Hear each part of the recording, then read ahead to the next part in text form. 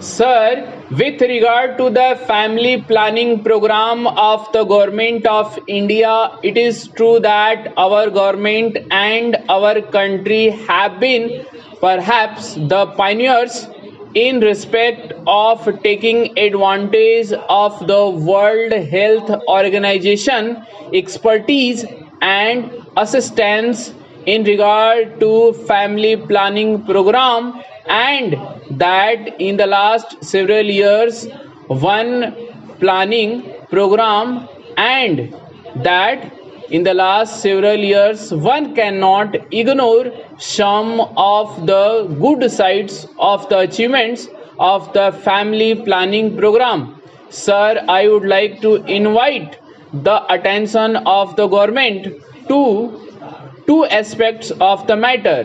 One is that after having got this experience of some years, more than a decade or two, can we not have some kind of a sustained uniform policy with regard to the various projects and programs of family planning, particularly with regard to two things. One is the assistance that we would like to rope in of the voluntary agencies, because by its very nature this is not something which the government can do. Government can spend money, government can give encouragement, but basically it is a question of education the people, educating the illiterate and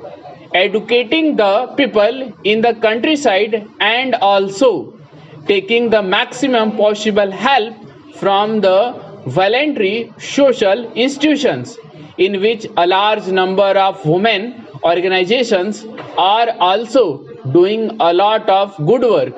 In this regard, the complaint I hear is that the policy of the government in regard to incentives offered is not quite free from faults. Every now and then, different kinds of incentives are tagged on while attracting more people. Then, those incentives are not maintained for a particular period of time, show that certain incentives are withdrawn and certain new incentives are given. The result is that the interest in the program is for the incentives offered rather than for the ultimate objective of controlled and healthy family planning.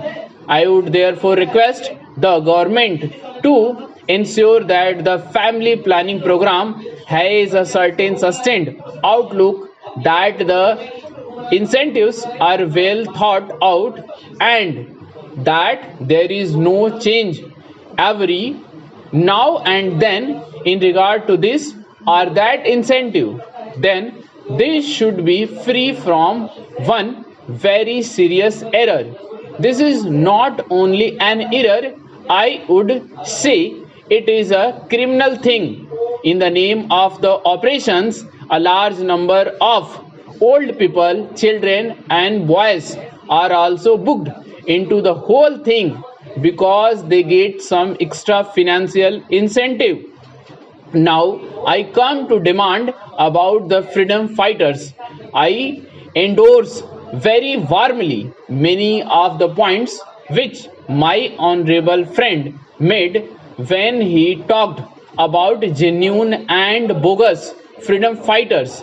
In fact, the government of India themselves, in various replies in the past in this August House,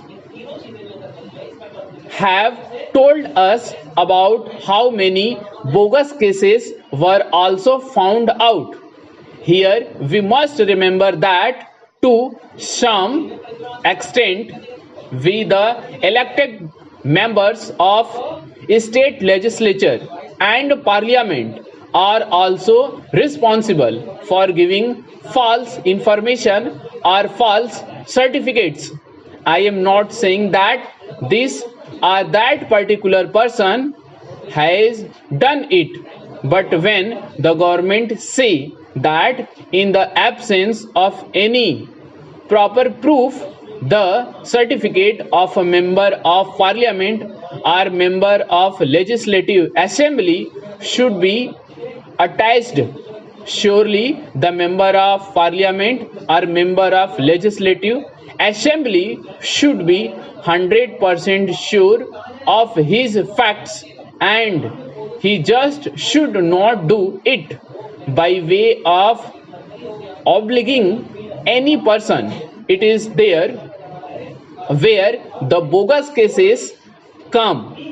I am only making an appeal through this speech to members of parliament here that we take extraordinary care so that we do not issue certificates liberally or irresponsibly, because otherwise it becomes more difficult for the government.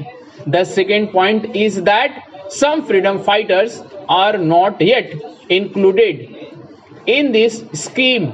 I do not know whether the minister has ready information at hand in this regard. There is also the project of old freedom fighters homes.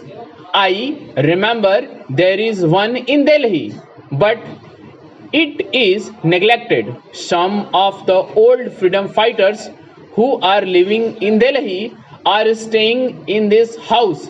There is no one to look after them. They are not given proper food, proper drinking water, hot water for bath, and so on, because they are old and infirm. Naturally, they need these things all the more. Therefore, I would like the government to take particular care of these old freedom fighters' homes. Lastly, although I know that the government of India have paid a lot of money to these freedom fighters, I see from letters received by me not only from Gujarat but from other parts of the country as well, that the papers of freedom fighters are not disposed of, although the applications had been properly sent through the state administration, and more than 2 years have elapsed. Some of them are above 65. If they have to wait for another 1 or 2 years to get their pensions, they may not be available to take it. We are prepared to give some additional grants if the minister wants it that way for them.